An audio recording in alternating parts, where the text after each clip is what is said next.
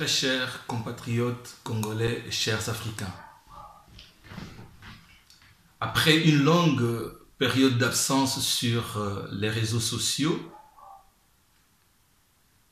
c'est-à-dire depuis décembre 2018 à ce jour, j'ai pris le temps de réfléchir par rapport à la situation politique en République démocratique du Congo, mon pays d'origine, le cher pays que j'aime beaucoup, que je chéris beaucoup. Je suis de ceux qui pensaient qu'il était impérieux de recourir à un soulèvement populaire afin de chasser la dictature de M. Kabila. Les politiciens nous ont dit autre chose. Notamment, ils ont pensé à la voie des élections. Et les élections ont fait que l'on puisse élire le président Félix Antoine Tshisekedi Tshilombo, l'actuel président de la République démocratique du Congo, que je salue. Et en restant comme observateur, j'ai pu remarquer que ce monsieur, à l'instar des grands stratèges comme le savant militaire Sun Tzu chinois, qui a vécu en 585, je crois, avant Jésus-Christ, à l'instar de Clausewitz, ce grand homme a appelé le peuple congolais à une réunification.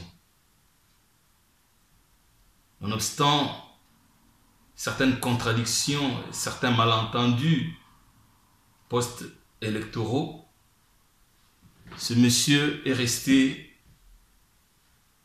de marbre. Parce que il est de ceux qui disent que celui qui n'a pas d'objectif ne risque pas de les atteindre. Mais Félix Tshisekedi connaissait ses objectifs, ainsi il les a atteints. Il a pensé comme le feu président sud-africain Nelson Mandela, qui disait « Pour mieux établir la paix, il faut travailler avec ses ennemis ». Félix Tshisekedi, contrairement à nous autres qui appelions à un soulèvement populaire, lui il a dit « Le meilleur savoir-faire n'est pas de gagner 100 victoires dans 100 batailles, mais plutôt de vaincre l'ennemi sans combattre ». Voilà un bon stratège. Aujourd'hui, son pouvoir n'est plus à contester. Il a fait beaucoup de preuves. Sans gouvernement, Félix Tshisekedi a pu, avec son projet de 100 jours, démontrer qu'il était capable et qu'il était possible d'amener à l'existence des choses auxquelles on ne pensait pas faire dans très peu de temps. Il est l'unique président congolais qui a pu, en si peu de temps, réaliser des grands projets qui sont en train de continuer d'ailleurs. Bravo, Monsieur le Président. Chers Congolais, chers Africains, si vous regardez la situation qui prévaut en Afrique du Sud, vous allez avoir mal au cœur de voir comment le peuple sud-africain, qui jadis a souffert dans les mêmes conditions que beaucoup de peuples, et même pire que beaucoup de peuples, est en train de chasser les autres Africains, les autres étrangers. Et tout cela parce qu'on a implanté un climat, un sentiment de mépris qui fait que certains se disent ou se croient mieux et plus valeureux que les autres. Et aujourd'hui, c'est tout ce qu'on remarque aussi dans la population congolaise. Beaucoup de nos compatriotes se mettent à créer une division au sein de la population, alors que celle-ci est appelée à se réunir pour construire. Faisons comme Néhémie dans la Bible disait, venez, unissons-nous et bâtissons ensemble. Venez et unissons-nous, bâtissons ensemble ce peuple, ce pays, pardon, la RDC. Ce pays qui est au centre de l'Afrique. Ce pays qui constitue une gâchette qui fera que l'émanation de l'Africain puisse enfin venir, que le développement de l'Africain puisse enfin venir. Chers compatriotes, le président de la République arrive incessamment en Belgique pour une visite officielle. Et il est à noter que depuis 2007, il n'y avait plus jamais eu de visite officielle des présidents congolais en Belgique. Notre président, le président, son excellence, M. Félix Antoine Tshisekedi, arrive ce 18 septembre. Il tiendra une causerie, un entretien avec le peuple congolais de la diaspora. Vous qui habitez les environs, c'est-à-dire ceux de la Belgique, de la France, de l'Allemagne, de la Hollande, de la Suisse et même de l'Angleterre, pourquoi pas, venez nombreux. Venons écouter notre président, venons, apportons-lui notre petite contribution dans la réflexion, dans le raisonnement, venons avec des projets concrets.